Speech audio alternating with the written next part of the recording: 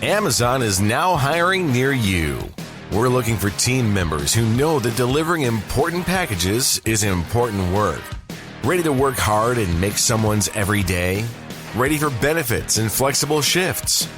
Immediate hourly roles are available at amazon.com/apply. That's amazon.com/apply. Amazon is an equal opportunity employer.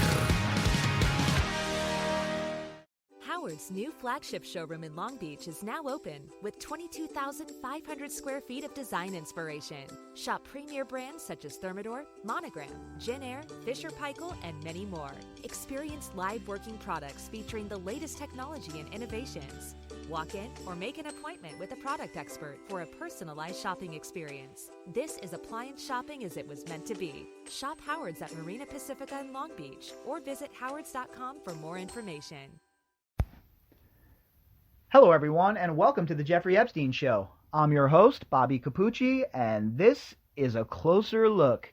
Jeffrey Epstein and his Core 4, Episode 2, Sarah Kellen Vickers. Hey, what's going on, everybody? So we're going to talk about Sarah Kellen Vickers tonight and discuss what role she played within Jeffrey Epstein's criminal organization. Now, I've explained this enterprise, this criminal organization, sort of like how the mafia works, with Jeffrey Epstein acting as the godfather, Ghislaine Maxwell acting as the underboss, and then below her, we had the 4 lieutenants, basically the capo regimes, right, if we're talking mafia terms. So you have Sarah Kellen Vickers, you have Leslie Groff, you have Adriana Ross, and you have Nadia Marcinkova. Those would be the 4 lieutenants acting beneath Ghislaine Maxwell and Jeffrey Epstein. Now, of course, I've also been on record saying that I believe that Ghislaine Maxwell was actually the brains behind this whole operation. So while Jeffrey Epstein would be the boss, quote unquote, it was Maxwell who was making the decisions behind the scenes. So Jeffrey Epstein, if we're keeping to mafia terms, was the street boss, but Ghislaine Maxwell was really the boss behind the scenes, in my opinion. That's the way it looks to me, right? All right, so Sarah Kellen Vickers was Ghislaine Maxwell's go-to. She was her numero uno, her number one lieutenant. And they were very, very much working hand in hand, all of them, to make sure that this criminal enterprise ran smoothly. Well, we've talked about Sarah Kellen Vickers on the podcast before, and I talked about her at length on a couple of episodes, but we're going to dive deep tonight, and we're going to go into who she is, what the allegations against her are, and we're going to take a bit of a deeper dive, and we're going to use an article from the Daily Mail to help us do that. This article from the Daily Mail, out of all the articles out there about Sarah Kellen Vickers, is probably the best one as far as giving you an idea of who she is and kind of the basic story around what her role was within the organization. Because remember, that's all we really have to go on, right? All we have to go on what has been reported in the media and what we have seen from court documents. And we know that Sarah Kellen Vickers pleaded the fifth when she was questioned in the original arrest of Jeffrey Epstein. She didn't provide any help whatsoever. You would think somebody that was involved in something like this would want to clear their name, right? Would want to come forward and say, hey, look, I was coerced into doing this. This wasn't something I did of my own will. I want to give you the whole story and I want to help these girls get justice. Nah, none of that occurred. Instead, she was covered in a blanket immunity deal worked out by Alan, I kept my underwear on so it's all good, Dershowitz, and the rest of the dream team of knuckleheads that Jeffrey Epstein put together. So she has been able to skate by this whole entire time, going through name changes, Sarah Kensington, opening design studios, and then even working her way into marrying a NASCAR driver. So we're going to learn about all of that in this article, and we're going to discuss who she is. So, without further ado, the article is written, like I said, by the Daily Mail. The author was Louise Boyle in The headline, exclusive, Jeffrey Epstein's fixer was still socializing with the convicted pedophile in 2012, even after avoiding prosecution and changing her name, dyeing her hair brown, moving to Hawaii, and dating a NASCAR racer. You know, that's a hell of a life, huh? Must be nice to be jet-setting around the world as Sarah Kensington, as Sarah Kellen, as Sarah Kellen Vickers. It must really be nice to move to Hawaii and live this fantastic life. Just live your best life. And even find your way into marrying a professional athlete. Well, if you consider NASCAR a sport anyway. A professional athlete in Brian Vickers. Meanwhile, you're protected for your alleged crimes by this draconian immunity deal. While you're doing that and living your best life, flying around, living in Hawaii, hanging out with your NASCAR boyfriend who turned into your NASCAR husband, these survivors that you were involved in abusing and helping to facilitate their abuse are living with all sorts of trauma, all sorts of pain. These girls just wanted justice. That's all they wanted. And she could have really, Sarah Kellen Vickers, could have really opened a lot of doors to providing that justice. And instead, she kept quiet. Instead, she pleaded the fifth. And as a reward for that, she's able to live this jet-setting life, living her best life. While everybody who has even read even just a little bit about the case understands that the only reason that she is still free is because we have an inept justice system, a justice system that is absolutely corrupt. That is the only reason why we're talking about her as a free woman, why we're talking about any of them as free women, folks. Jeffrey Epstein's female fixer, who allegedly procured underage girls for him to sexually abuse and was the keeper of his little black book, was still socializing with the convicted pedophile in 2012, exclusive pictures obtained by DailyMail.com can reveal. She was still associating with him all the way up until 2015, according to my research. And I told you I was doing some research for this, and I wanted to vet a few things. And what I like to do is, when I read these articles, I like to do my own research as well and make sure that, you know, we're as close to the truth as possible here, right? So I can that definitely is fact. She was definitely associating with them all the way up to 2012. And from my research and from some of the people I have spoken to, all the way up to 2015. Sarah Kellen was seen cozied up to Jeffrey Epstein in February 2012 as they walked along Madison Avenue in Manhattan in deep conversation before heading to Epstein's $77 million townhouse. They even acted like the mafia with their walk and talks. Now, if you're not familiar with the mafia's walk and talks, what they would do is in front of their social clubs or when they were hanging out in a large gathering, a funeral, whatever it may be, what they would do is they would walk down the street and they would talk, and a lot of times they would cover their mouth while they were doing so the FBI surveillance couldn't pick up their conversations. And we even see that with these people, with Jeffrey Epstein and his core four. When they would be on their strolls, they would be doing the same thing. They'd be taking these strolls down Madison Avenue, and you know that they were yapping about, you know, the game plan for the day for their disgusting trafficking ring, right? So there's just so many parallels to an actual mafioso or a cartel criminal operation, and yet we have never even seen one bit of the pressure put on these four as we see put on drug dealers. Imagine if they went after these gals with as much gusto as they did after El Chapo. Kellen was accused of making massage appointments for Epstein and pressuring young girls into not talking to police who said they were intimidated and frightened by her, according to the Miami Herald.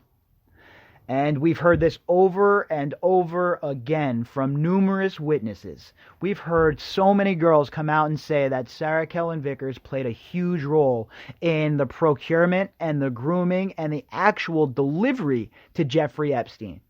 Now, you mean to tell me that they were able to get Al Capone on tax evasion, but they can't find something in their 5 bazillion page law book that they could slap these people with for their involvement in an ongoing criminal enterprise that trafficked women? There's nothing in your law book there, huh, Jeffrey Berman? Why are you dragging your feet, sir? Several alleged victims, survivors, told police they were taken to Epstein's massage room at his Palm Beach mansion by a woman named Sarah after she laid out the massage oils.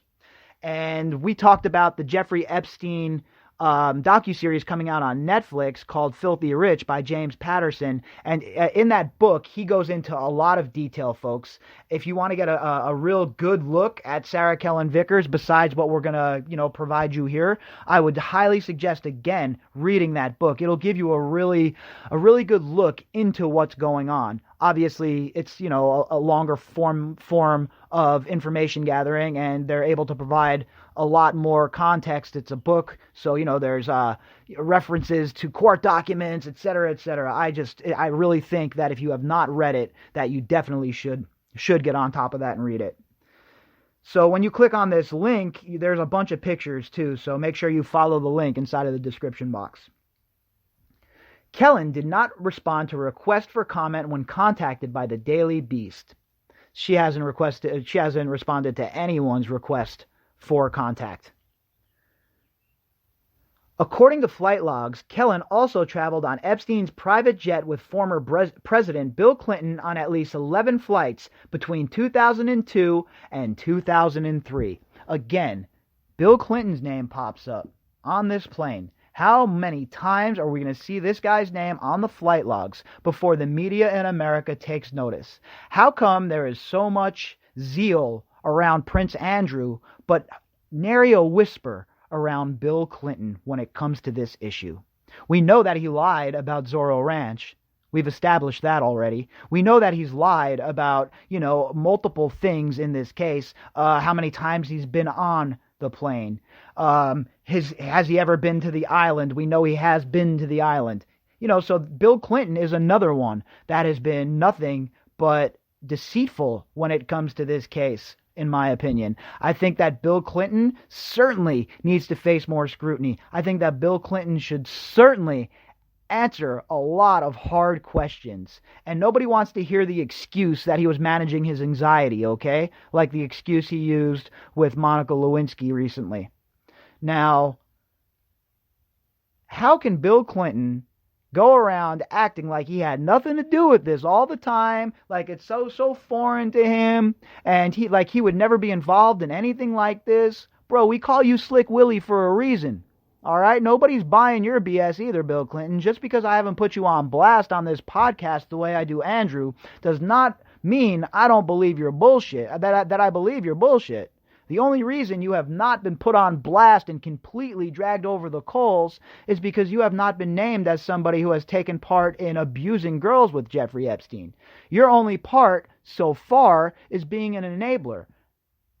And you are definitely that. You are his prized possession right there with Prince Andrew.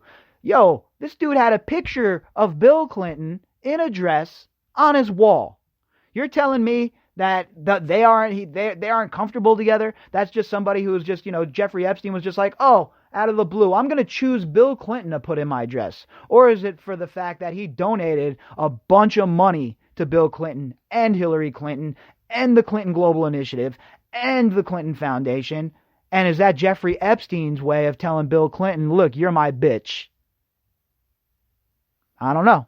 I would say it's Jeffrey Epstein flossing and flexing on not only Bill Clinton, but anybody who comes in there. The automatic air of intimidation. This dude has Bill Clinton in a dress on his wall. What does he have on Bill Clinton that he's brazen enough to do that, right? So other people who walk in, it has that effect on them. They're like, oh, okay, well.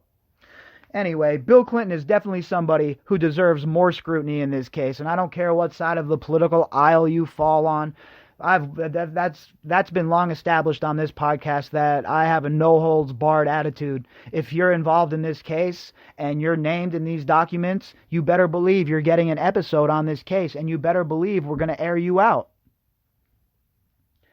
Kellen was given federal immunity under Epstein's non-prosecution agreement in 2007, made with former Miami federal prosecutor and Trump administration Secretary of Labor Alexandria Acosta, who resigned over the deal on Friday. Now remember, when Acosta was talking to the Trump transition team, they asked him, was this going to be a problem? And of course, Acosta says, no, this wasn't going to be a problem. I was told hands off by intelligence that Jeffrey Epstein belonged to intelligence. And for whatever reason, the Trump transition team thought that that was acceptable and decided to just move ahead with appointing Acosta with zero regard for the optics. Just like with their Dershowitz decision. Absolutely atrocious decision. Nobody wants to see Alan Dershowitz up there defending Donald Trump, the President of the United States, when he's being credibly accused of being a rapist. All right? I mean, come on already. Give me a break. And that was the same feeling I had with Acosta. Look, Acosta's hand was forced, but that doesn't matter. You need to be a man. If you're in a position that he's in, you need to stand up and do what's right. You're a prosecutor, and you're going to let somebody put their thumb on you and tell you, no, he belongs to intelligence? If that was me as a prosecutor, that would have spurred me into motion, or to action, I mean. I would have been trying to bring a case on whoever told me not to prosecute, or to trying to tell me to do my job. I would have brought a case to the Inspector General and let them investigate it. But no, Acosta was a chump, was able to get pushed around, and went through with the deal. Epstein pleaded guilty to 2 prostitution charges. Oh, it makes me so ill, folks, to even say that. These were girls. Little kids, man. Little teenage girls. And this is a 50-something-year-old man, whatever his age was at the time. And he gets prostitution charges? Hell no. Hell no. This dude's a child-touching, pedophile, sick, pervert bastard. That is exactly what Jeffrey Epstein is. Epstein pleaded guilty to 2 prostitution charges in state court in Miami and served 13 months in Palm Beach County Jail, during which much of the time he was allowed out on work release. He was released in 2009. Kellen, along with fellow executive assistants Leslie Groff, Nadia Marcinkova, and Adriana Ross, the Core Four, folks, were named in Epstein's 2008 sweetheart deal as potential co-conspirators, and that is why they're being put on blast. That is why we're doing this series. That is why Sarah Kellen Vickers is being talked about in this episode. She was named in these court documents. She was credibly accused, and she skated on this bullshit plea agreement. Meanwhile, if it was you or I, or anyone you know, we'd be underneath the prison as the 2-tier justice system continues to flex on the 99%. In 2010, Kellen was interviewed under oath as part of civil proceedings along with Epstein's other assistants about their dealings with the billionaire financier, pedophile, and also asked whether Epstein's close friend, Prince Andrew, was involved with underage girls. Folks, they hold the keys to the kingdom. This is why I'm so adamant about these gals being rounded up, brought in for questioning, put to the question, and really interrogated by a seasoned interrogator. Somebody that knows how to get to where he's going or where she's going. An investigator that has been around the block. An investigator that knows how to make the situation into a situation that is such that it looks bleak, that there is no out. Your only out is to cooperate. If not, you're facing 60, 70 years. And when they first got caught up in this, they had the good luck of having Jeffrey Epstein's money and his lawyers there to protect them. Well, they don't have that anymore. Now, I'm sure Sarah Kellen, with her husband being a NASCAR racer, has very good legal counsel, and she can pay for good legal counsel, but not as much as she could have if Epstein was still around. You know, they all kept their mouths shut. Everybody kept their mouths shut, and nobody went to prison. And that's all because Dershowitz and his crack squad of goons was involved in leaning on the prosecution. Oh, believe me, I don't say that's not saying the prosecution wasn't involved, because they were just as complicit. They tore these girls down in court. They destroyed these girls that came forward, and that was all part of the defense strategy led by Dershowitz. Now, though, Kellen Vickers and the rest of these girls don't have access to those lawyers. So if they get brought in this time, let's see how well they hold up. Let's see what sort of backbone they have, how straight their spine is. Kellen was asked by a lawyer, "Would you agree with me that Prince Andrew and Jeffrey Epstein used to share underage girls for sexual relations?" Kellen replied, "On the instructions of my lawyer, I must invoke my Fifth Amendment privilege." Now, why would you invoke your Fifth Amendment privilege there? What sort of sick, twisted MFer doesn't get involved, especially when it's gotten to the point where there's cops there? How can you sleep at night pleading the Fifth to something like this? Why are you protecting Prince Andrew, and why are you protecting Jeffrey Epstein still, Sarah Kellen Vickers? Why would you still protect these disgusting human beings? Well, the evidence all points to the fact that the reason you're protecting them is because you were involved, okay? That's where the evidence all points. That is my opinion, all right? You were involved. Prince Andrew denied sexual contact with underage girls. Kellen and her fellow assistants were generously compensated for working for Epstein, where they made themselves available 24/7 and were indispensable to his personal and business success, according to a 2005 article in the New York Times. All the evidence is there for the prosecutors. Stop dragging your feet. What are you waiting for? The evidence is there. They were indispensable to his personal and business successes. So that means his personal pursuits of young girls. That means all of his business going-ons, that would be the money laundering, that would be the illegal payouts, that would be the bribes, etc., etc. They are all complicit. They are all complicit in what is going on here. And Sarah Kellen Vickers, in my opinion, is the worst of them.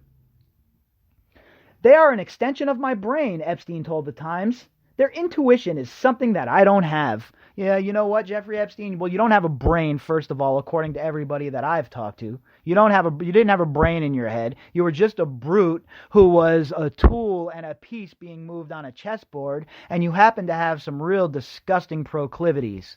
And those proclivities were harnessed, and then they were wielded as a tool to gain information. So, let's not talk about your brain, sir. You did not have one. As far as them being an extension of his brain and him saying that, though, well, again, that adds more context to their relationship, to their closeness with Jeffrey Epstein, to how integral they were to his operation running smoothly without any hiccups. Epstein paid each assistant more than $200,000 a year, and the position came with perks: access to top hairstylist Frederick Fekkai, private jet trips, and meals from New York's top restaurants. We've discussed Frederick Fekkai on here earlier, and that is the place where Epstein would send all of his gals to go get their hair done in the way that he wanted them to have their hair done. He had a certain look that he wanted them to maintain. So he would send them down to his good buddy Frederick Fekkai's place to get their hair done. One of the many perks of being part of the conglomerate. One of the many perks of being part of Jeffrey Epstein's criminal enterprise. After avoiding prosecution, Kellen, 40, took steps to conceal her sordid past. Yep, because that sounds like somebody that has nothing to hide, folks, right? If you have nothing to hide, why are you concealing your past? If you have nothing to hide, why are you changing your name? If you have nothing to hide, why are you moving all the way to Hawaii? She went from a blonde to a brunette and reemerged as Sarah Kensington. She also goes by the aliases Sarah Linnell Vickers and Sarah Bonk, according to public records. What is she? An ISIS terrorist on the battlefield in Syria? She has, her real name, her government name, and then she has the name she uses when she goes over and fights in Syria. I mean, really? Who has 5 names? One name suffices. You don't need 5 names. You don't need aliases unless you're a criminal. She spent several years in Hawaii and began dating NASCAR driver Brian Vickers in 2012, where she began popping up in pit lane at his races. Oh, isn't that cute? Isn't that just so cute? Brian Vickers is a hell of a judge of character, obviously, right? Love is blind, they say. Well, this guy must have 0 eyes, because I'll tell you what, there is 0 chance ever that I'd be associating with somebody like Sarah Kellen Vickers. Never mind marrying them. Never mind dating them. And again, another failure of the media. She's popping up in pit row, and the media isn't going crazy about it. The media isn't pointing out that she is somebody that was caught up in the Jeffrey Epstein case. You know why, right? It's because the media wanted this all to go away. They wanted this to all go away so that none of their faves would be caught up in it.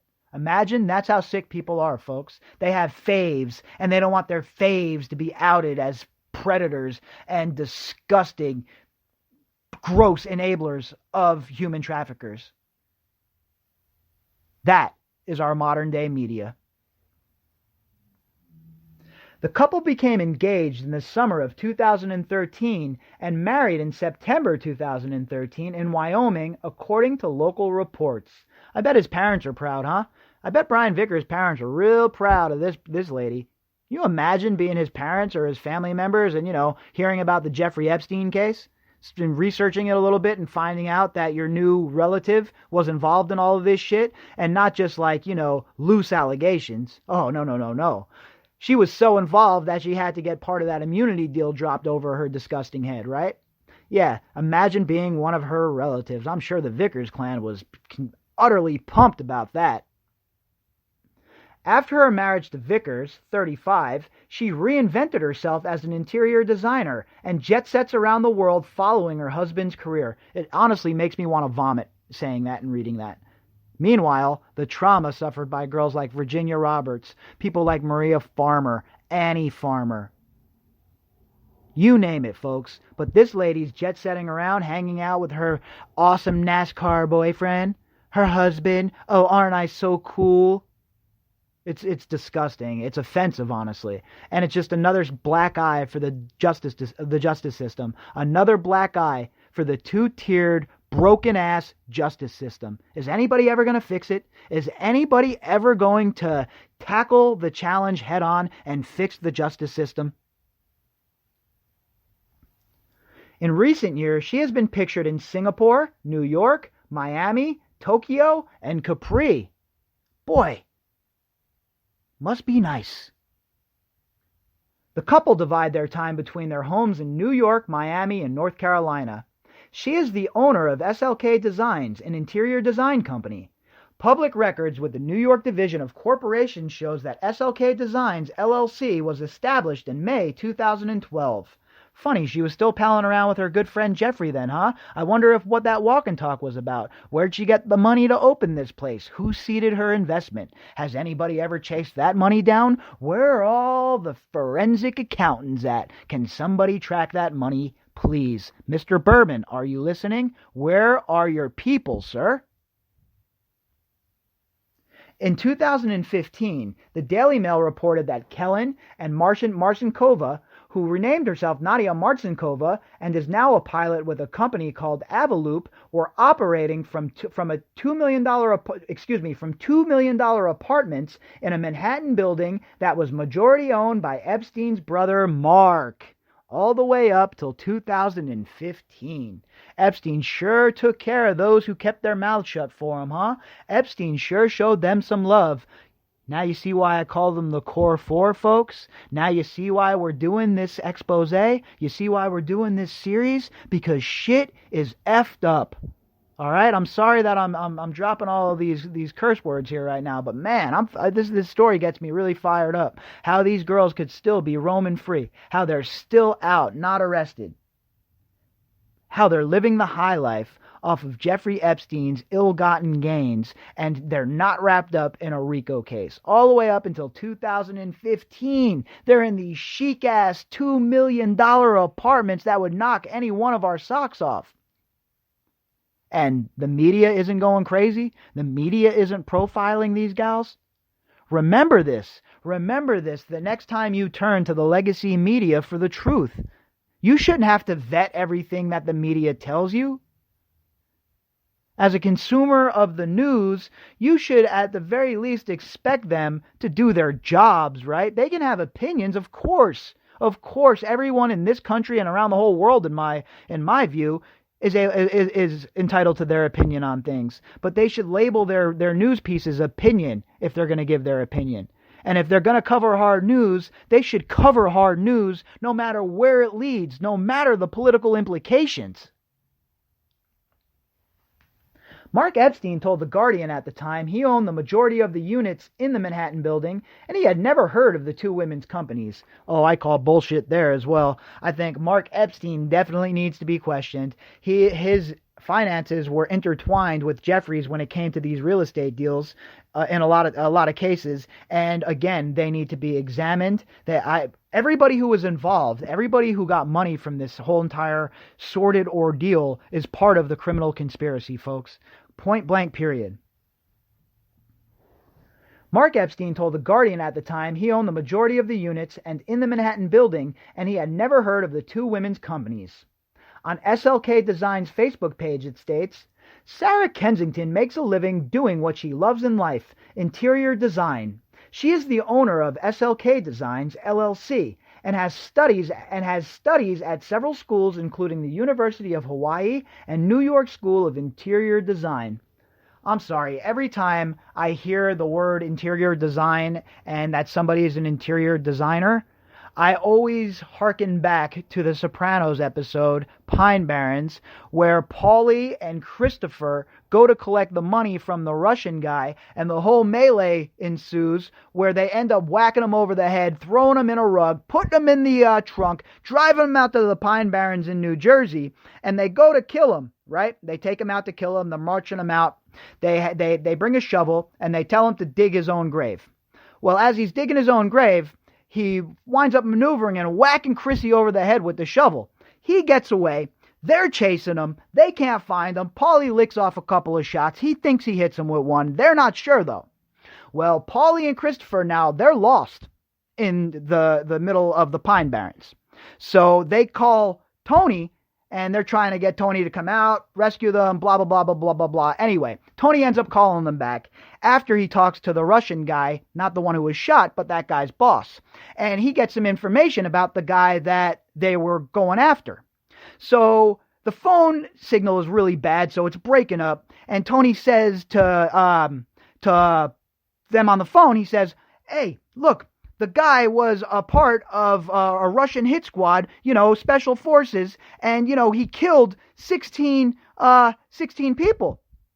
So Christopher says to Paulie, he says, dude, this guy was an interior decorator, and he killed 16 Chechens, or excuse me, Paulie says it to Christopher, and he killed 16 Chechens. And Christopher looks at Paulie and goes, an interior decorator? His apartment looks like shit. And that's basically the way I feel about Sarah Kellen Vickers. That's, an interior decorator? Yeah, okay, sure. Well, her designs all look like shit.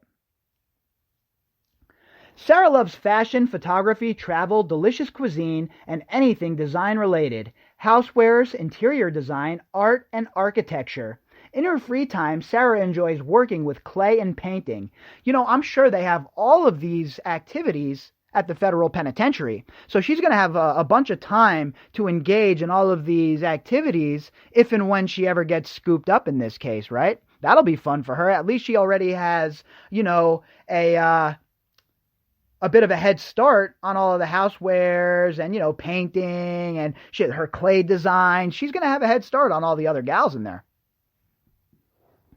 At the present time, Sarah Kensington is working with a number of clients on various projects, including renovating several corporate apartments in New York, the Caribbean, and Paris. I I guess it's just a coincidence that all of those are locales where Jeffrey Epstein has his tentacles dug in deep, huh?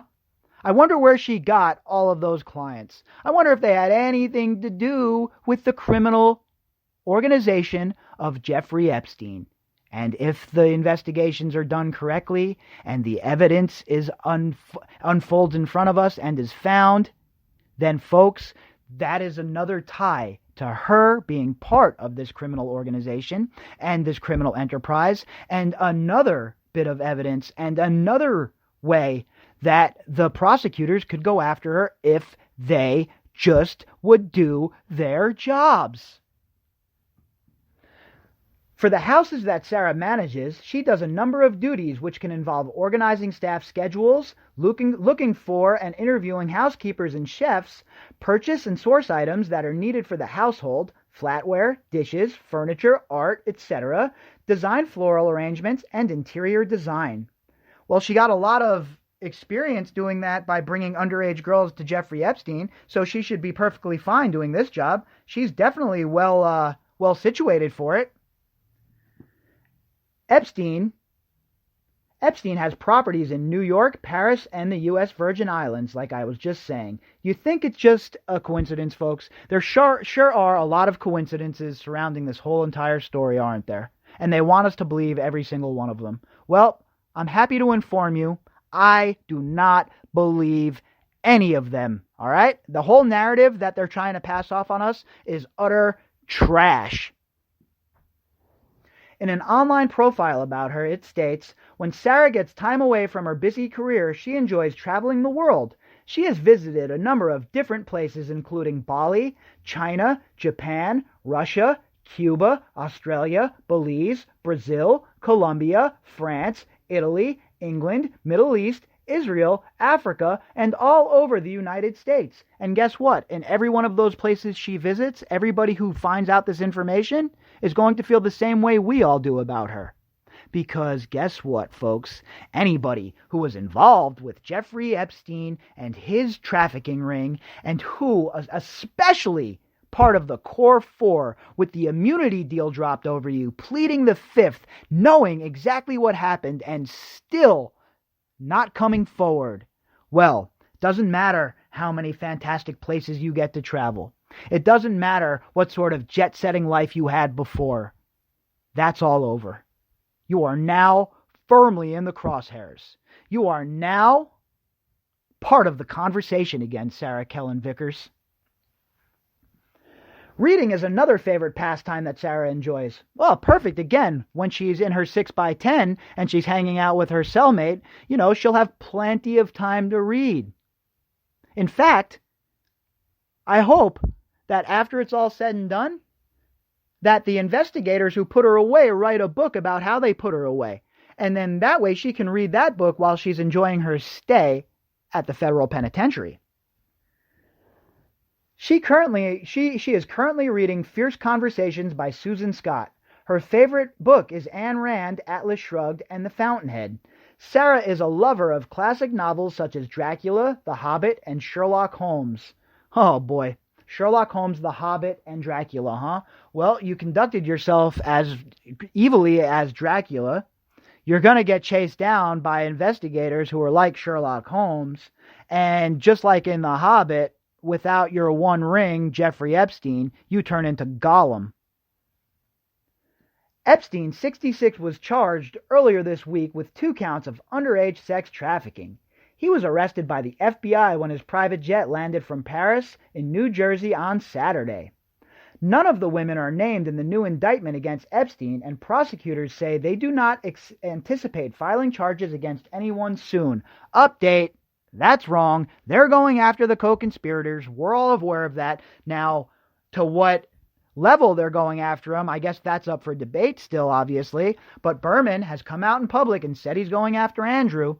And if he's going after Andrew, you better believe he's going after these gals as well. The core four. Your jet-setting days are going to be long behind you soon. I hope you enjoyed all of it while it lasted, and I hope you made some memories worth remembering, because soon, oh soon, the sweet jaws of justice are going to clamp down on you.